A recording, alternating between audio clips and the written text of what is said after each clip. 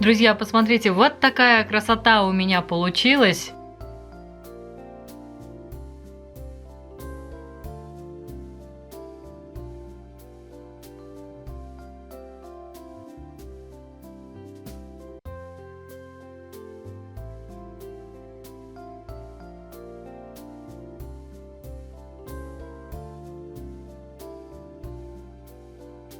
Всем огромный привет, наши дорогие, любимые, самые лучшие подписчики и гости канала. Добро пожаловать на мой кулинарный канал. Сегодня мы с вами приготовим по рецепту моей мамы самые вкусные, мягкие, нежные, в то же время и хрустящие пирожки с картошкой. Самое удачное тесто и самая вкусная начинка. Обычная картошка заиграет такими красками, что просто за уши не оттащишь от этих пирожков.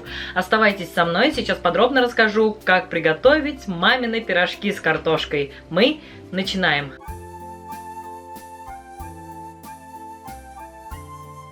Чтобы приготовить вкусные мамины советских времен пирожки, для начала нам необходимо приготовить идеальное тесто. Тесто будет очень нежное, я вам это обещаю. Для этого нам потребуется 1 килограмм муки, здесь у меня уже просеянная мука, 500 миллилитров теплого молока, 150 грамм сливочного масла, 3 чайные ложки сухих дрожжей, 3 чайные ложки сахара, 1 чайная ложка соли, 2 яйца и 2 столовые ложки растительного масла.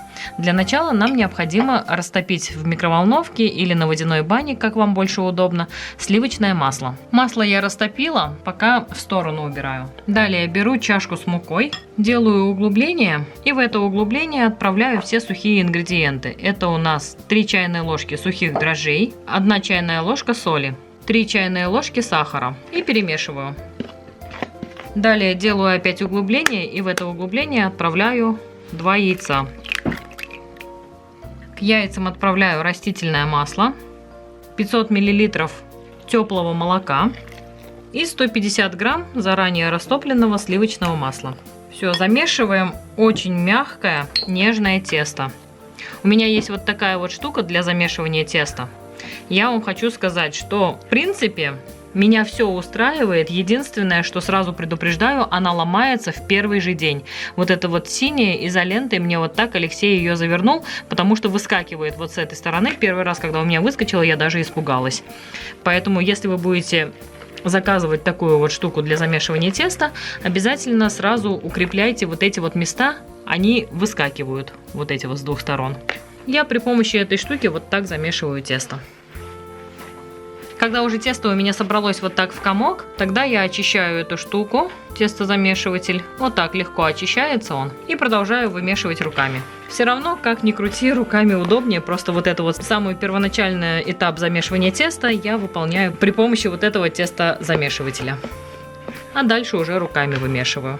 Не обращая внимания на то, что тесто прилипает к руке, вот так круговыми движениями, прям кулаком вымешиваю тесто.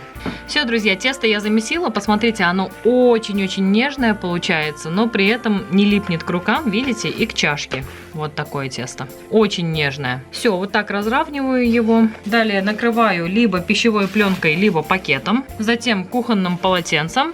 А далее беру одеяло. И одеялом укутываю вот так со всех сторон. 4 уголка одеяла вот так заворачиваю на чашку. Все, теперь тесто убираю в сторону, чтобы оно хорошо поднялось примерно на час. Тем временем пока займемся начинкой. Для приготовления начинки нам потребуется картофель. Я беру 1,5 килограмма картофеля, 2 небольшие луковицы, мои получились общим весом 260 грамм. Соль и черный перец по вкусу, а также растительное масло. Растительного масла потребуется довольно много, потому что в сковороду мы будем наливать так, чтобы половина пирожков были погружены в масло. Для начала нам необходимо отварить картофель. Картофель разрезаю на небольшие кусочки так, чтобы было удобно его отварить. Нам необходимо приготовить картофельное пюре. Просто в произвольном порядке измельчаю картофель. Измельченный картофель сразу отправляю в кастрюлю. Картофель я полностью нарезала, отправила в кастрюлю. Далее в кастрюлю заливаю фильтрованную воду, так, чтобы картофель полностью покрылся водой. На этом этапе картофель я солю. Я кладу 1 столовую ложку, вы можете класть по вкусу. И отправляю кастрюлю на газ на максимальный огонь. После того, как закипит, сниму пену и буду варить на среднем огне до готовности картофеля. Тем временем, пока у меня варится картофель, я заранее подготовлю зажарку. Для этого лук нарезаю просто полукольцами тоненько. Лук я нарезала, теперь мне необходимо его обжарить в сковороде до золотистого цвета. Сковороду устанавливаю на плиту, зажигаю максимальный огонь и отправляю в нее 150 мл растительного масла. Жду, когда масло хорошо прогреется. Итак, масло в сковороде хорошо прогрелось, в сковороду отправляется лук. И обжариваем лук до золотистого цвета, периодически перемешивая. Друзья, вот до такого золотистого аппетитного цвета я обжарила лук. Отключаю газ и ждем, когда сварится картофель. Потом будем этой зажаркой картофель наш заправлять. Итак, друзья, картофель у меня уже закипел. Я сняла пенку. И теперь уменьшаю газ до среднего. Закрываю крышкой и варю картофель до готовности. Итак, друзья, картофель у меня отварился. Я слила полностью воду из кастрюли. И теперь вот такой толкушкой мне необходимо превратить картофель в пюре. Картофель помяла. И теперь отправляю в картофель заранее обжаренный до золотистого цвета лук вместе с растительным маслом. И продолжаю толкушкой хорошо перемешивать. Мне необходимо, чтобы масло и лук равномерно распределились по картофельному пюре. Также сюда сразу можно отправить пол чайной ложки черного перца. Вы можете класть по вкусу. Мы черный перец любим, поэтому кладем пол чайной ложки. Кому-то это может показаться островато, можете положить треть чайной ложки. Показалось немного маловато растительного масла, поэтому я добавила еще буквально 3 столовые ложки, 50 мл примерно растительного масла. То есть необходимую мне консистенцию картофеля я добиваюсь при помощи растительного масла. Картошка стала вот такая нежная, мягенькая, хорошая, вкусная. Все, друзья, начинка у нас готова для наших будущих пирожков. Вот такая получилась аппетитная, вкусная начинка. Итак, друзья, прошло чуть больше часа. Давайте посмотрим, что у нас с тестом. Ох, оно отлично поднялось. Посмотрите, какое оно стало. Окунаю руку в муке. И тесто отпускаю, выпускаю из него углекислый газ. Очень нежное, мягкое тесто получается. Дальше я беру весы, отрезаю кусочек и взвешиваю. Каждый кусочек теста сделаю примерно 80 грамм, плюс-минус 1-2 грамма. Вот этот кусочек у меня 81 грамм. Дальше делаю следующее. Смотрите, разминаю вот так двумя ручками и потом вот таким способом собираю края размявшегося вот этого колобочка своего, да, вниз. Все неровности прячу вниз, вот так. Затем окунаю в муке низ колобочка нашего и устанавливаю на столе. Таким способом сейчас поступлю с оставшимся тестом, затем покажу, что делать дальше. После того, как колобочки наши поднимутся и мы их начнем раскатывать, все эти неровности останутся внизу и все это раскатается скалкой. Видно, ничего не будет. Все, таким образом поступаю, сейчас накатаю, ну, примерно 10 колобочков, затем покажу, что делать дальше. Итак, друзья, 10 колобочков я накатала, вот так на расстоянии друг от друга уложила их.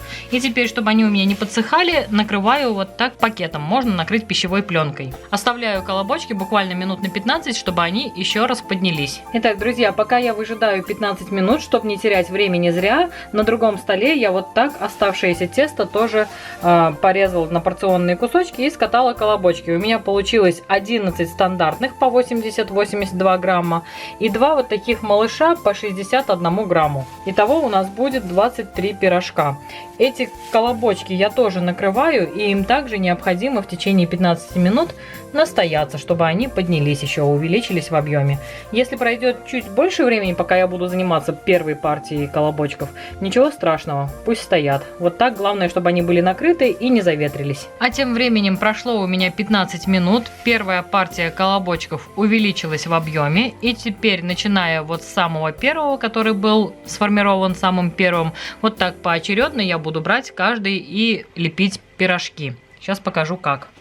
Итак, как я уже говорила, беру самый первый колобочек, вот так приминаю, при необходимости слегка вот так обтираю мукой, скажем так, да, и раскатываю толщиной примерно 5 мм теста. Вот такое тесто у меня получается. Переворачиваю той неровной частью кверху, а дальше укладываю добрую вот такую ложку начинки. Вот так сразу ложкой приминаю, делаю более-менее ровненько. Затем, натягивая тесто с двух сторон, вот так вот, начинаю лепить. Леплю я точно так же, как в пегоде. Вы можете лепить удобным для вас способом, потому что в пирожках это особо не принципиально. В пегоде я леплю вот таким способом. Пальчик большой влево, указательный вправо, большой влево, указательный вправо. И таким образом продвигаюсь вперед. Получается вот такая вот красивая косичка, но поскольку это пирожки, затем я эту косичку вот так приминаю. Приминаю и вот так приплюскиваю, формируя форму пирожка. Все, вот это готовый пирожочек, который я отправляю на поднос, застеленный кухонным полотенцем, чистеньким кухонным полотенцем. Вот так. Также все остальные пирожочки буду укладывать через расстояние. И сверху необходимо накрыть тоже пакетом или пищевой пленкой, чтобы они не подсыхали. Таким способом сейчас сформирую все пирожочки оставшиеся. Затем покажу, что делать дальше. Итак, друзья, налепила я все пирожочки. Посмотрите, 10 красавчиков у меня вот таких получились. И теперь пирожочкам тоже необходимо настояться и подняться. Я их вот так слегка сверху прикрываю пакетом, чтобы они не заветрились. А тем временем пока пойду лепить вторую партию. После того, как налеплю вторую партию, вот эти пирожки, они у меня уже поднимутся, подойдут.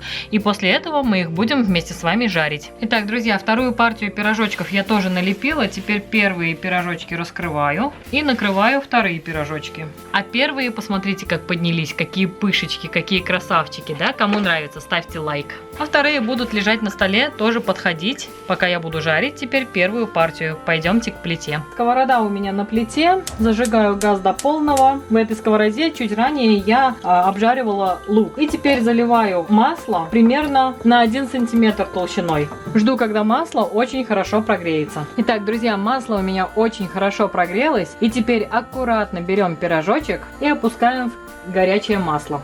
Пирожки очень стараюсь не приминать пальцами, потому что тесто поднялось, оно прям нежное-нежное. У меня сковорода диаметром 28 сантиметров, и учитывая, что пирожки у меня довольно крупные, всего 4 пирожка помещаются в одну сковороду. Далее газ уменьшаю до среднего, примерно на 5 ставлю газ.